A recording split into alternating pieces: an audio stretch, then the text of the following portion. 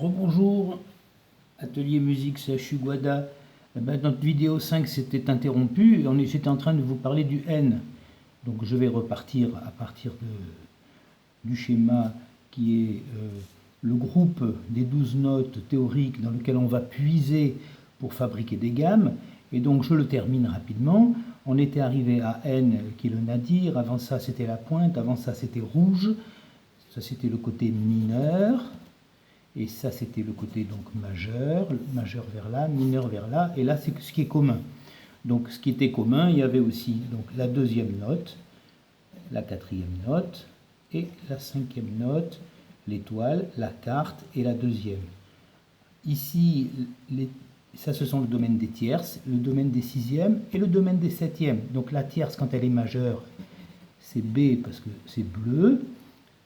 La pointe devient un arrondi quand c'est en majeur, et le nadir, qui est la septième mineure, devient une septième majeure que l'on appelle Z. Ça, c'est la remise en place des 12 notes théoriques. On était donc arrivé à ceci, voilà, quand la vidéo s'est coupée, qui est le master sur lequel on va positionner des gammes.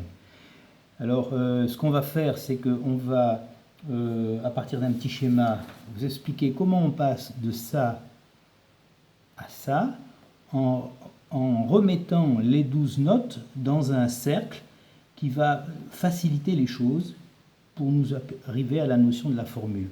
Alors regardez, je vous le fais rapidement, c'est assez simple.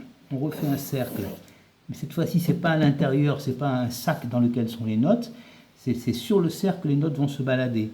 Eh bien, comme il s'agit de montrer sur le clavier ou sur un instrument ce groupe de notes, comment il se positionne sur l'instrument, vous pensez à montre, ben vous faites comme une montre. Eh bien, une montre, c'est 12 cadrans. Hein. Oula, pas très joli celui-là. Là, là, là et là. Et là, en haut, la cheftaine de toutes, là, vous avez la tonique. On sait que cette note sera toujours dans les gammes. Voilà. Et puis après, les autres notes vont être prises en fonction de la qualité et de la personnalité de la gamme.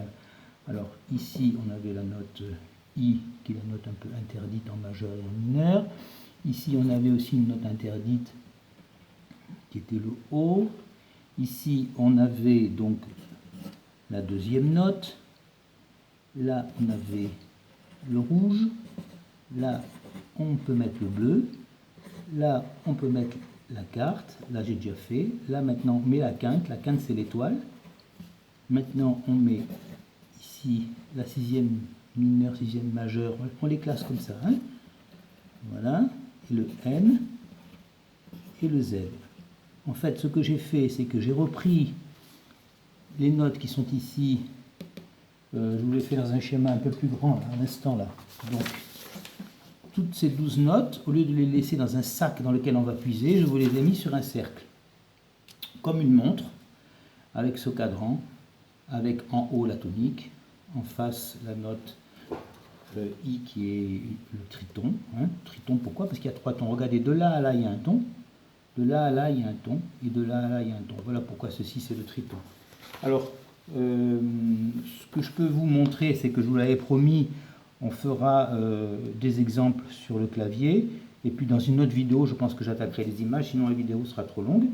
Alors, nous allons prendre comme promis 2 exemples. On va faire mineur et majeur. Hein. Donc, vous voyez, ici, j'avais dit qu'on pourrait prendre des exemples en positionnant T sur le clavier. Là, c'est quand on fera positionner T sur une note noire. Et là, c'est quand on positionnera T sur une note blanche. Alors, on va commencer par une note blanche. Et puis après, on commencera par une note noire. Alors, une note blanche, voilà comment ça se passe. Si je choisis, parce que c'est le plus simple, cette position ici pour T, T je le mets ici, mais je pourrais très bien mettre T ici, dans l'exemple qui va suivre. Et donc la première gamme que l'on va faire, on va en faire 2. On va faire la gamme mineure naturelle, puis après on fera la gamme majeure. Allez, on va commencer par majeur, puisque j'étais en train déjà d'attaquer ici. Alors on fait majeur sur une touche blanche. Alors, voilà comment ça se passe. Je vais reprendre ce schéma-là. on partira toujours du ton et on fera la formule. Je vous expliquerai un petit peu en même temps là ce que c'est que la formule. La formule pour la gamme majeure, c'est 34. Donc ça sera notre premier exemple. Alors on part d'ici et on fait 3 tons, enfin 3 notes, celle-ci, mais il faut que les notes soient à un ton d'intervalle. Alors regardez, la deuxième note, il va falloir que ce soit celle-ci. Puisque entre ici et ici, vous voyez, j'ai sauté le demi-ton, donc c'est bien, il y a un ton. Ensuite, la troisième note, j'en ai pris deux, une, deux. Maintenant, la troisième note, c'est pareil, il faut que je la prenne ici, parce qu'il faut qu'elle se retrouve aussi à un ton d'intervalle. Donc j'ai fait 1, 2, 3. Et puis comme le 3 et le 4 sont collés, eh bien je colle ici, vous voyez, coller veut dire que les notes se touchent. C'est là qu'il y avait un demi-ton. Hier, on parlait de ton, de demi-ton. Vous voyez, entre ici et ici, entre ces deux notes, il y a un demi-ton. Entre ces deux notes, il y a un ton. Entre ces deux notes, il y a un ton. Puisque un ton, c'est 2 demi-tons. Ensuite, on continue. Alors, regardez. 1, 2, 3. Le 3, je l'ai fait. Maintenant, je vais fabriquer le 4. 1, 2, 3 et 4. J'ai bien pris la précaution de mettre chaque fois les notes à distance de 1 ton. Et vous observerez que pour boucler la boucle, pour repartir sur une nouvelle gamme, il y a un demi-ton qui est au fond. Voilà, ça c'est un premier exemple. Nous pourrions très bien faire tout de suite un exemple qui sera la gamme mineure, mineur naturel. Sa formule c'est 232. Voilà, ça c'est un autre exemple.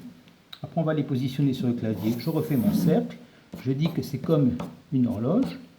Je mets mes 12 notes, non pas dans un sac mais sur un cercle. Évidemment en haut, on recommence. C'est cette note-là qui est forcément prise. Et puis ensuite, on verra, ça c'est le O, ça c'est le D, ça c'est le R. Je vais très très vite pour ne pas allonger la vidéo. De toute façon, c'est le même truc que tout à l'heure. Hein. Voilà, le N et le Z. Bon, allez, 232, eh bien, on part d'ici. Je dois faire le 2. Eh bien, je prends une deuxième note pour faire 2. Je les prends bien à un ton d'intervalle, c'est la règle. Ça y est, j'ai fait là. J'ai pris deux notes à un ton d'intervalle. Ensuite, je colle la note suivante pour faire 3 notes. Alors, j'ai collé ici, là, il y a un demi-ton. Maintenant, je dois prendre 3 notes. Voilà, celle-ci, celle-ci et celle-ci. J'ai bien pris 3 notes. Elles sont bien à un ton d'intervalle. Et ensuite, il me reste à coller 2. Ben, voilà, je colle ici et je fais la deuxième ici. Elles sont bien à... C'est fait, le contrat est rempli, elles sont bien à un ton d'intervalle. Vous voyez bien, j'ai chaque fois... Tout à l'heure en majeur, j'avais 7 notes. 1, 2, 3, 4, 5, 6, 7. Et en mineur, j'ai encore 7 notes. 1, 2, 3, 4, 5, 6, 7. Ce qui est commun entre les deux gammes, vous voyez, c'est le T. Ben, c'est évident, il est toujours là. Mais vous voyez, il y a des notes communes. Le C, le E, qui est dans les deux gammes. Voilà. Et puis le reste, ben vous allez avoir le D qui est commun en deux gammes. C'est exactement ce que l'on retrouvait ici quand on disait qu'il y avait des notes communes qui étaient ici. Voilà. Donc là, par exemple, ici, la gamme majeure, vous voyez, c'est toutes ces choses communes, plus ça. Si je prends un autre papier pour pas... Oula, pardon, je fais bouger la caméra. Ici, la gamme mineure, eh ben, c'est tout le mineur. Et puis ce qui est commun au mineur et au majeur. Voilà. Alors là, je laisse ça de côté, tout simplement pour, comme promis, reprendre ici ce que je vous avais promis. On prendrait un exemple sur une touche blanche. T va être choisi, c'est une question de choix, c'est arbitraire. Hein. Si je choisis que T sur une blanche et que je vais faire d'abord le majeur, alors donc on va faire 34, 1, 2, 3. Vous voyez bien, j'ai pris 1, 2, 3 notes. 3 notes, elles sont toutes à un ton d'intervalle, puisque là j'ai sauté le demi-ton et là j'ai sauté. Ensuite 4, alors 1, 2, 3, 4. Voilà pourquoi, si l'on choisit dans la gamme majeure de débuter par Do, nous utilisons que les touches blanches du piano. Si, je donne un autre exemple, nous allons maintenant prendre la gamme mineure. Alors là, majeure c'était 34 et mineur c'est 232. Eh bien, je fais un exemple en partant sur une noire. Voilà, mon point de départ il est là. Je dois faire 2, donc je vais de là à là. j'ai bien pris 2 notes à un ton d'intervalle, j'ai sauté le demi-ton. Ensuite, je colle, ça c'est fait, je colle 3 notes. Alors, je colle pour faire 3 notes. 1, 2, 3. Il ne faudra pas se tromper là. On colle, mais après on décolle là, ici. Il ne faut pas coller là, puisqu'il faut que ce soit un ton d'intervalle. Donc ça fait 1, 2, 3. Et ici, je colle 2. Donc j'ai fait ça. Il me reste à faire le 2. 1 et 2. J'ai bien pris 2 notes à un ton d'intervalle. Vous voyez, cette gamme-là, la gamme mineure naturelle qui débute par ici, on utilise cette touche-là. On utilise cette touche-là. On utilise cette touche-là. Cette touche-là. Cette touche-là. Cette touche-là. Et cette touche-là. 1, 2, 1, 2, 3, 1, 2. C'est la dernière. Et c'est ici que se trouve le ton. Ici, pour la gamme majeure, cette touche, cette touche, cette touche, toutes les touches blanches. Et le début est là. Voilà pour nos 2 premières gammes. J'arrête là et la prochaine vidéo, on fera les images.